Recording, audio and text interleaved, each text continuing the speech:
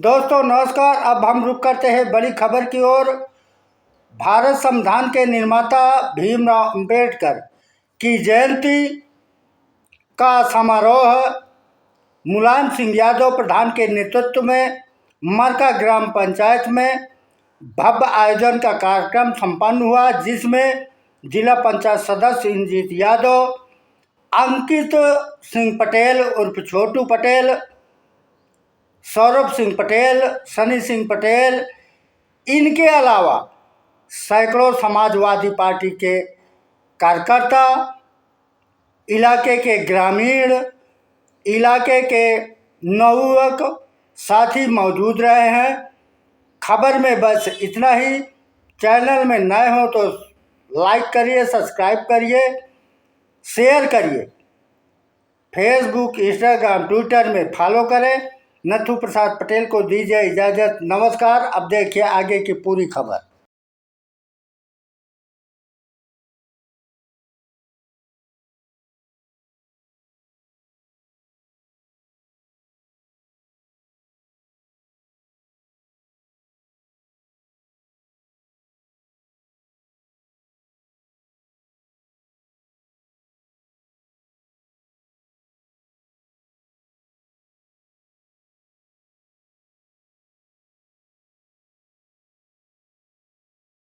आयोजक कमेटी और मेरे बड़े भाई श्री कमलेश सिंह पटेल जी द्वारा मुझे यहाँ बोलने का मौका देने के लिए उन्हें तहे दिल से शुक्रिया करते हैं। जैसा कि हम लोगों को पता है कि डॉक्टर B.R. अम्बेडकर के संघर्षों की जो कहानी हमको बताई जाती है कि संघर्ष उन्होंने किया और हमको समानता का अधिकार दिया, लेकिन इससे पहले जो सवाल आता है कि उन्हें संघर्ष क्यों करना पड़ा और किस कारण से उनको संघर्ष करना पड़ा। हमारे लोगों को पानी पीने का अधिकार नहीं था, शिक्षा का अधिकार नहीं था, तमाम ऐसी चीजें थी, दिन में निकलने का अधिकार नहीं था। इन सबको देखते हुए जब उन्होंने अपने समाज की इस दुर्दशा को देखा तो उन्होंने अपने समाज से इस दुर्दशा को दूर करने के लिए काफी संघर्ष किया। किसी तरह से उन्होंने यहाँ शिक्षा ली, अपनी उच्च शिक्षा के लिए विदेशों में पढ़ाई की। फिर जब वो यहाँ आए और उनको कई कमेटियों में अध्यक्ष के पद पे निर्वृत्त करने के लिए बात की गई कि आप आइए हमारे इस कमेटी का अध्यक्ष बनिए, इससे कमेटी का अध्यक्ष बनिए, हम आपके लिए ये काम करेंगे, हम आपके लिए ये काम करेंगे। जैसे कि एक प्रकरण आया जब गांधी जी और B.R. अम्बेडकर की अध्यक्षता में एक मीटिंग हो रही थी, तो उस समय जब आजादी की लड़ाई लड़ी जा रही थी तो वहाँ जो SC ST का तबका था या जो OBC का तबका था वो आजादी के साथ नहीं खड़ा हो पा रहा था गांधी जी के साथ। तो B.R. अम्बेडकर को कहा गया कि ऐसा क्यों है कि आप हमारे साथ आजादी के लिए क्यों नहीं खड़े होते। तो B.R. अम्बेडकर कहते हैं कि हमारे लोगों को जब तक आप समानता का अधिकार नहीं देंगे तो हम कैसे आपके साथ खड़े होंगे। तो वहाँ पे गांधी जी कहते हैं चलिए ठीक है, हम आपको मंदिरों में घुसने की आजादी दे देते हैं, आपका इससे काम हो जाएगा। उस समय B.R. अम्बेडकर जैसे ज्ञानी व्यक्ति ने एक शब्द कहा कि मंदिर में घुसने से मेरा समाज आगे नहीं जाएगा, उसको आरक्षण दीजिए। उसको क्या दीजिए? आरक्षण, ताकि जो गरीब से गरीब तबका अच्छी शिक्षा नहीं ले सकता, अच्छे जगह पे नहीं पढ़ सकता, उसको आरक्षण के थ्रू हम वहां तक पहुंचा सकें। आरक्षण की व्यवस्था यहाँ से लागू होती है। B.R. अम्बेडकर के बाद, जबकि सबको पता है कि आरक्षण संविधान में हमेशा के लिए नहीं दिया गया था, वो एक समय के लिए दिया गया है कि जब तक हमारा जो SC ST और OBC का समाज है वो पूरी तरह से समानता के पक्ष में नहीं आ जाता, सभी समाज से बराबरी नहीं करता, तब तक ये लागू रहेगा। इसके बाद इसकी कोई जरूरत नहीं है। आज की वर्तमान स्थिति में अब चाहे प्रधानी का चुनाव हो, चाहे ब्लॉक प्रमुखी का चुनाव हो, चाहे जिला अध्यक्ष का चुनाव हो, हमारे समाज के कई नेताएं आते हैं और जाते हैं। ये इसलिए आ रहे हैं क्योंकि B.R. अम्बेडकर ने आपको रिजर्वेशन की ताकत दी है, क्योंकि यहाँ फिक्स है कि अगर प्रधानी की सीट SC की आई है तो SC ही लड़ेगा। ये अधिकार की अगर हम बात करें तो B.R. अम्बेडकर ने जब संविधान लिखा तब ये ग्राम पंचायत के चुनाव में जाति चुनाव के प्रथा नहीं थी। इसको 1995 में माननीय मुलायम सिंह जी ने डाला कि हर ग्राम सभा में, क्योंकि SC ST और OBC के लोग चुनाव लड़ने में सक्षम नहीं थे। आज भी जहां सामान्य सीटें आती हैं वहां हमारे लोग चुनाव नहीं लड़ पाते हैं। अगर वो लड़ना भी चाहते हैं तो गलत तरीके से उनको हराया जाता है या ताकतें लगा के उनके साथ दुर्व्यवहार किया जाता है। तब मुलायम सिंह ने 1995 में एक व्यवस्था लागू की कि हमारे लोगों को 5 साल ये लड़ेंगे, 5 साल ये लड़ेंगे और 5 साल ये लड़ेंगे। उसी का प्रभाव है कि आज आप देखते होंगे अगल बगल कुछ SC समाज के प्रधान, कुछ OBC समाज के और कुछ जनरल समाज के प्रधान होते हैं। इसके विषय में ज्यादा कुछ बोलने की जरूरत नहीं है। जैसे वर्तमान की ही परिस्थितियां हैं, बात हो रही है शिक्षा की। शिक्षा बहुत जरूरी है समाज को आगे बढ़ाने के लिए, लेकिन कौन सी शिक्षा, ये हमारे लिए बहुत जरूरी है। शिक्षा, सस्ती शिक्षा होनी चाहिए। आप आज के डेट में किताबें लेने जाइए, जो किताब 40 रुपए की मिलती थी आज से 2014 से पहले शासन में, हमको आपने खरीदे होंगे, इतनी मोटे रिश्ते मिलते हैं 40 के, आज वो किताब आ रही है 250 की। वो कापी 250 की आती है कि नहीं आती? एक गरीब तबका उस किताब को कैसे लेके पढ़ेगा?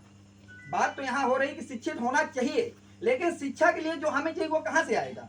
पेन की कीमत 2 रुपए 3 रुपए के पहले पेन मिलते थे, अब उसकी कीमत कितनी है? 10 रुपए।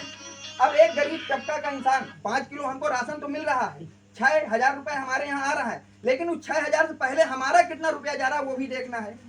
जानवर हमारे अन्ना प्रथा पे पूरी तरह से लागू हैं, दिन भर वहाँ चला रहे हैं, कोई उसकी सुनवाई नहीं है। चलिए इसको भी जोड़ लिया। खाद की बोरी 160 रुपए की यूरिया आती थी 2014 से पहले, अगर आपने खरीदी होगी आपको पता होगा। आज के देश में 365 रुपए की यूरिया की बोरी है। रेट 2 गुना हो गए, 2 गुना हो गए ना, 16 दूनी 32 और कुछ 2.5 गुना रेट बढ़ गए हैं। लेकिन खाद की बोरी पहले थी 50 किलो, अब कितनी है? 45, और अगले साल आने वाली है 40। ये महंगाई बढ़ रही है किसानों की या घट रही है? ये भी आपको सोचना होगा। B.R. अम्बेडकर ने तो ये कहा कि हमारे संविधान हमारी रक्षा करेगा, लेकिन हाथरस में क्या हुआ भूल गए आप सब लोग। एक दलित बेटी के साथ क्या हुआ? हिंदू धर्म कहता है कि शाम को हमें जलाना नहीं है, उसके घर वालों को लाश तक नहीं उसकी देखने दी गई। ये सबको भी हमें देखना होगा, क्या संविधान हमारे साथ खड़ा हो रहा है? क्या हमारे संविधान रक्षा कर पा रहा है? नहीं कर पा रहा, क्योंकि हमें कहीं ना कहीं से प्रताड़ित किया जा रहा है। हमारे लोगों को, चाहे वो माननीय चंद्रशेखर आजाद जी हों या अन्य आपके समाज के जो भी नेता हों, उनके साथ क्या हुआ है आप लोग इससे भली भांति वाकिफ हैं। किस प्रकार से शासन ने उनके ऊपर लाठियां चलाई, प्रताड़ित किया और कई सालों तक तो जेलों में रखा। ये सब आपने देखा है। आप कई यहाँ भीम आर्मी के कर्मठ कार्यकर्ता होंगे और उन्होंने इस संघर्ष में चंद्रशेखर जी के साथ खड़े भी रहे हैं, ऐसा नहीं है। लेकिन चंद्रशेखर आजाद के इस संघर्ष को क्यों करना पड़ा? वो हाथरस जाते हैं, दलित समाज का बेटा है, इसलिए उसको दलित घर में नहीं मिलने दिया जाता। और कोई कारण तो नहीं रहा होगा भाई, किसी के यहाँ कोई मृत्यु हो जाए तो मिलने जाने में तो कोई दिक्कत नहीं होनी चाहिए, आप जा सकते हैं, क्यों नहीं जाने दिया? यही सब चीजें आपको सोचनी होंगी कि आपके लोग कहाँ हैं और कहाँ नहीं हैं। क्या आपके लोग जो हैं वो आपका काम कर पा रहे हैं? क्या आपकी आवाज बुलंद हो पा रही है? क्या आपका जो रिजर्वेशन बाबा साहब दे गए हैं 21%, क्या आपके 21% लोग पूरी तरह से हैं? भाई 21% का मतलब है कि अगर हमारे पास प्रधान सरकारी नौकरी में एसपी रैंक के अधिकारी है तो 21 हमारे दलित होने चाहिए और 27 हमारे ओबीसी होने चाहिए। जज है तो 21 हमारे 100 में एससी कैटेगरी के होने चाहिए और 27 ओबीसी कैटेगरी का होने चाहिए। आप पूरी लिस्ट देख लीजिएगा उठा के, एक भी ओबीसी का जज नहीं है पूरे इंडिया में। एससी एसटी के 7 जज हैं, आंकड़ा देखिए आप अच्छी तरह से। तो कहाँ मिल रहा है आपको समानता? इन सबको विचार करते हुए जो भी आपका निर्णय है वो सराखों पे होगा, लेकिन अपने साथ जो भी हुआ है और अपने बच्चों के भरण पोषण के लिए 5 किलो सरकार राशन तो दे देती है, क्या 5 किलो राशन से हमारा घर चल सकता है?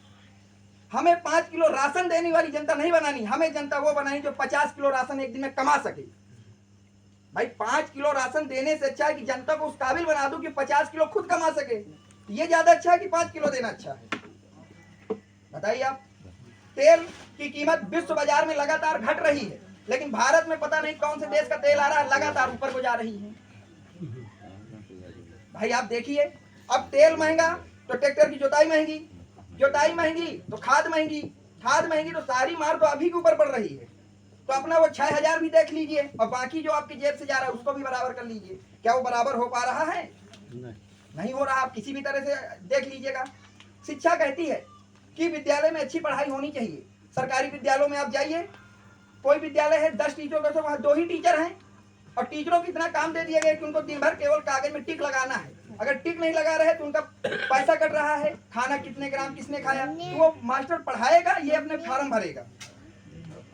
अब जब दिन भर वो फार्म भरेगा तो आपका बच्चा कैसे आगे जा सकेगा? भाई आपके बच्चों को तो शिक्षा चाहिए, शिक्षा देने वाले तो अपना फार्म भर रहे हैं, तो आप कैसे पहुंचेंगे वहां? तो बाबा B.R. अम्बेडकर ने संघर्ष किया, ये सब बताते हैं, लेकिन क्यों किया ये कोई नहीं आपसे बताना चाहता।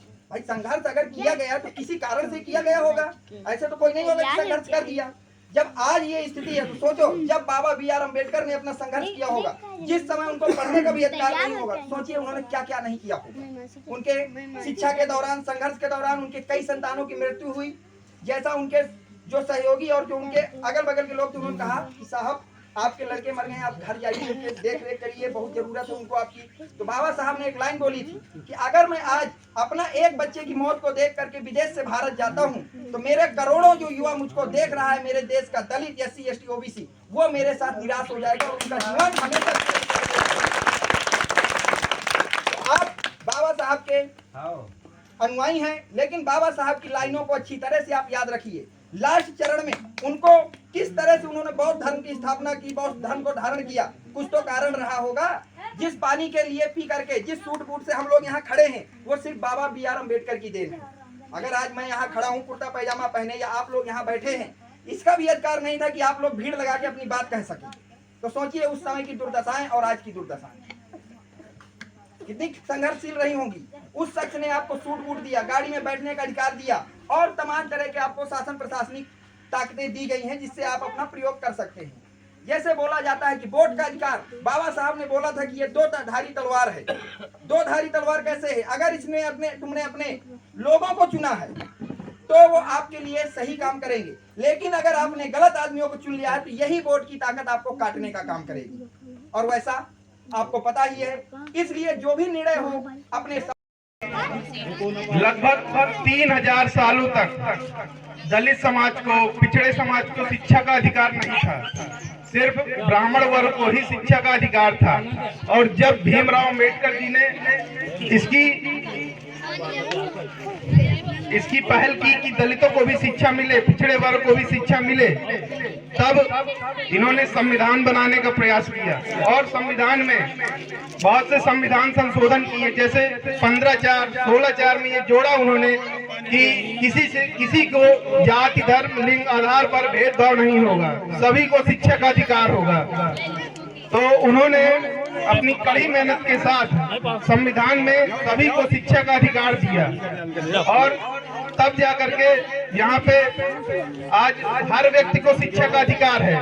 तो मैं इसी के साथ ये कहना चाहता हूँ कि आज जो हम आपके सामने खड़े हैं, बात कर रहे हैं, ये सारा श्रेय सिर्फ भीमराव अम्बेडकर जी को जाता है। और इसलिए वो एक तरह से एक देवतुल्य इंसान है। इसी के साथ आज मैं यहाँ उपस्थित हूँ। चुनाव आपके सर चुनाव है और